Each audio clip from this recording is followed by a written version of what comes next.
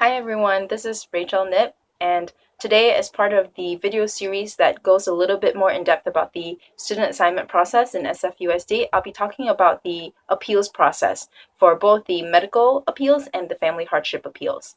So first, what is the appeal?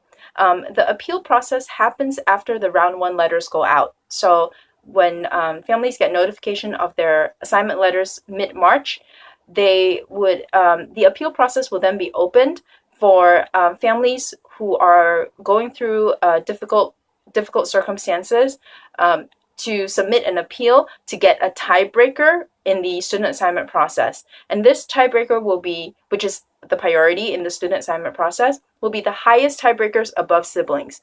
So for those of you who are coaching families through the enrollment process, you know that the tiebreaker system is a set of priorities where they will assign the students based on that, and then before it goes into the lottery. So then the appeals, what that does is if your appeal is approved, you will be given the highest priority in the student assignment process.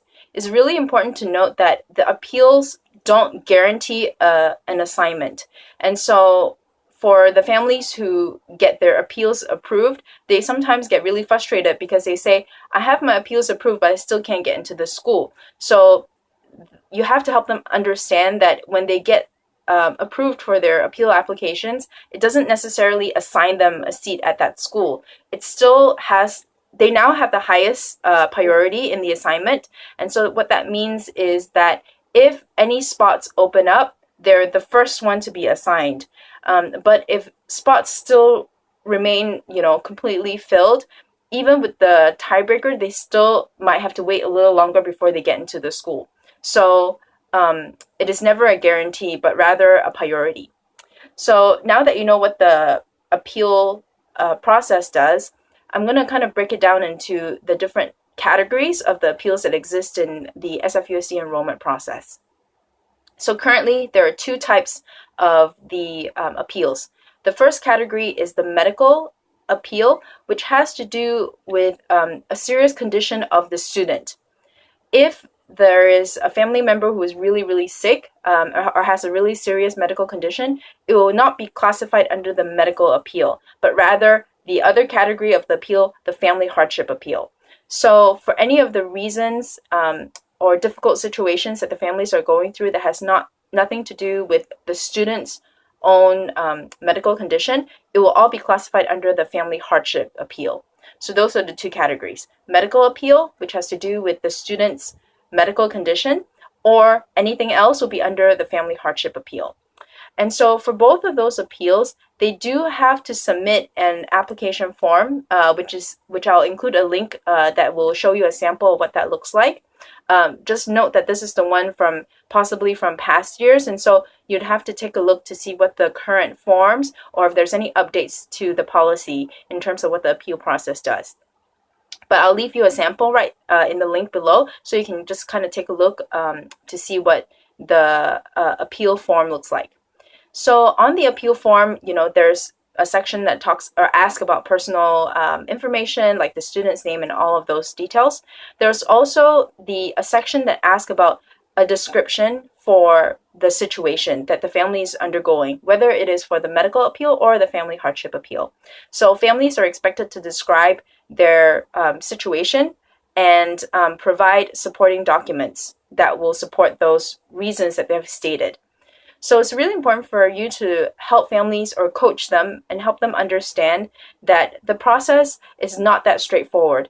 On the application form, they give you like 4 or 5 lines of like a really short section. And then some of the families that we worked with, they just fill it out in those 4 or 5 lines, and then they submit it. And typically that is not enough space for them to actually fully explain their situation. So what ends up happening is even if they have a very strong reason or a very strong case, they haven't provided enough, background information or a strong enough narrative to make their case strong.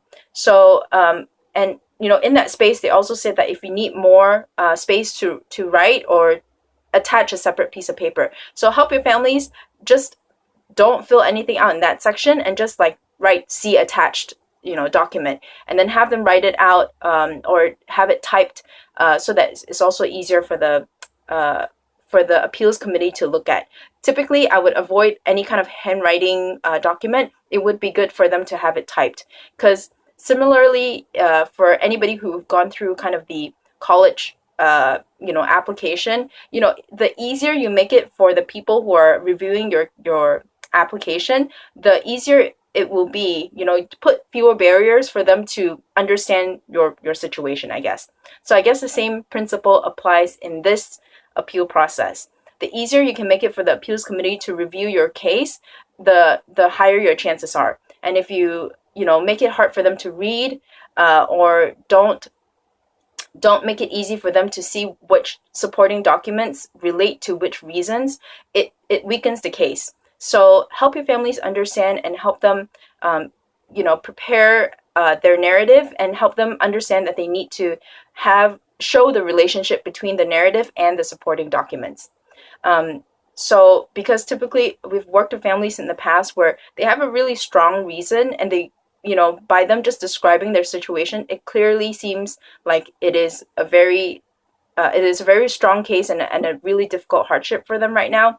But then their cases were not approved, and there were many reasons why, but that includes not having a very clearly written out or typed out narrative, and also to show how the documents relate to that. Because it doesn't help if they just have a narrative and a whole stack of documents to say, here, appeals committee, review all of them. The parent and the applicant has to do more to show the correlation. So advise your families to make it as clear as possible and easiest for the committee to understand. So that will be one of the recommendations that you can share with families. Another thing is that we work also with a lot of families who speak different languages, and the application form is provided in other languages. So it's trilingual, and in English, Spanish, and Chinese. But even though they're like more official languages, I haven't seen the appeals form in the other languages yet. So, but that might change. So do check it out if you have families who might need it, and then talk to the EPC about if they require the application to be in different languages. But as far as I know, currently there are only 3 languages for the appeals form. So with the community that we work with, or the communities that we work with, some of them speak different languages or write in different languages. One of the things that will be provided, I think, is for if they choose to write their application in other languages, that I think there is an obligation by the school district to have that translated. However, I don't recommend that as the way to go. The reason is, I know that there are some things that are kind of policy where they have an obligation to do, but how well they do it, it's also something that is kind of up in the air. We don't know the quality of interpretation and translations, and this varies depending on which translator have been used to translate your documents or your narrative. So my recommendation is to have the families source for someone. They can always submit it together, like their original language, whatever they've written, and then an accompanying translation of that document. The reason is because I don't think it's advisable to leave it up to the EPC or up to the school district to verify or to make sure that those things are correct. I don't think that they will come back to the family and say, oh, we've translated it. Is this what you want to tell us? So that is another thing that, while there is an obligation for the district to do, how well they do it is another thing. So my recommendation is to not leave it up to chances, especially if they really need that appeal approved, in order to get into a school that can accommodate their needs, or because of their hardship. So my recommendation is, even though the district has that service, it's still helpful for them to find other resources available in the community to perhaps help them out. Sometimes it could also help by having someone who's a case manager who's aware of their situation, maybe write a letter for them in English, even if maybe they submit their own narrative in another language. So that way, at least the appeals committee will have something that they'll be able to access easily as well, and that could be a true representation of their situation. So one other thing to note is that the decisions for the appeals are final. So what that means is that families cannot resubmit or reappeal that appeal decision. So if they typically say that the appeal decision is final once they've decided by the appeals committee. However, there are some situations where families can try again. And so we've worked with families in the past where perhaps the first attempt when they did their appeals, they didn't do it well enough.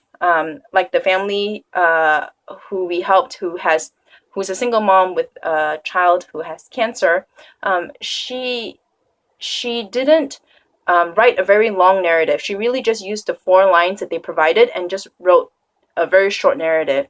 So even though she submitted a lot of strong supporting evidence and documents, it wasn't a case that was presented strong enough, and so her appeal was denied. So she tried again the second time, and this time it was approved after some assistance from PPSSF staff. So those are some situations where they can try again. However, if their appeal was denied the first time and they just resubmit that same packet, they're just going to be denied a second time. So if they do try again, maybe ask them to review it and see where if anything was unclear or any way that they can improve their packet to make it stronger the second time. Another reason how families could appeal again is if their situations have changed, for the most part, like worsened. Maybe if the first time that they did this, it wasn't strong enough, and now something else has happened that made their situation much worse. So then they can resubmit their appeal, providing supporting documents for whatever new changes that has happened in support of their second attempt at the appeal. So I will provide more information in the details below, so you can take a look at some sample forms as well as some language on the policy for the appeals.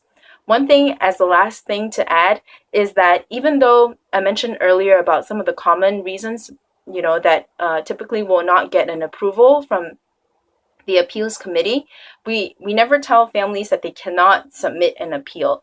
So the best that you can do is just tell them what is likely going to happen, and you still leave it up to them. If they wanted to submit an appeal, you can tell them that this is the reality, that typically if people use that reason, it will not get approved. But there's nothing, if they really wanted to, they can still submit it. So don't tell them that they cannot submit an appeal, because there are a lot of things that we don't know. I mean, there could be a very severe, version of something that is very common, and we don't know because we're also not the appeals committee. So just help families understand and help them, I guess, have a more realistic expectation of what that would be like, but just don't tell them that they cannot apply for the appeals. So I hope this information was helpful, and if there are any other questions, feel free to go to any of the PPSSF staff to get more information. All right, thank you so much. Bye.